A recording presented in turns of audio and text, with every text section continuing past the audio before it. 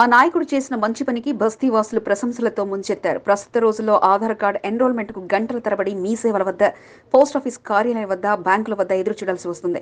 ప్రజలు ఎదుర్కొంటున్న ఈ ఇబ్బందులను దృష్టిలో పెట్టుకుని 5వ వార్డు కాకాగూడలో ఆధార్ కార్డు ఎన్రోల్మెంట్ సెంటర్ ను ఏర్పాటు చేయాలని తిరుమలగిరి పోస్టాఫీస్ ఉన్నతాధికారిని కలిసి వినతి పత్రాన్ని బీఆర్ఎస్ నాయకులు రావుల సతీష్ అందజేశారు.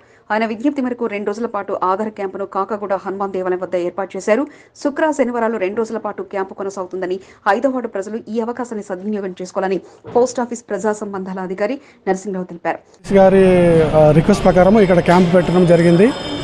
ఇక్కడ ఆధార్ క్యాంపులో అన్ని నమోదు అన్ని కరెక్షన్స్ చేసుకోవచ్చు. అలాగే చిన్నపిల్లలకి Sukanya Samriddhi Yojana account, మగపిల్లలకైతే PPF account, మళ్ళీ ప్రమాద బీమాలు కూడా మేము చేస్తున్నాము.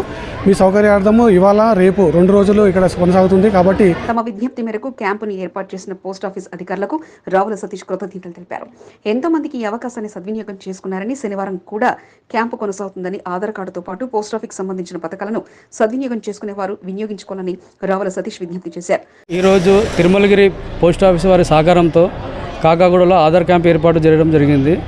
మేము గత కొద్ది రోజుల క్రితము పోస్ట్ మేనేజర్ గారిని కలిసి వినతి పత్రం ఇవ్వడం జరిగింది. వారు ఎంబడే స్పందించి 2 రోజుల క్యాంపు ఏర్పాటు చేయడం జరిగింది. ఇక్కడ ప్రజలు ఈ 2 రోజుల క్యాంపుని సద్వినియోగం చేసుకోవాలని కోరుతున్నాను. కార్యక్రమంలో శ్రీనివాస్, గిరి, రవి, అరవింద్, వర్షప్, విజయ్ తదితరులు పాల్గొని ఆధార్ క్యాంపుపై కాకాగూడ వాసులకు అవగాహన కల్పించారు.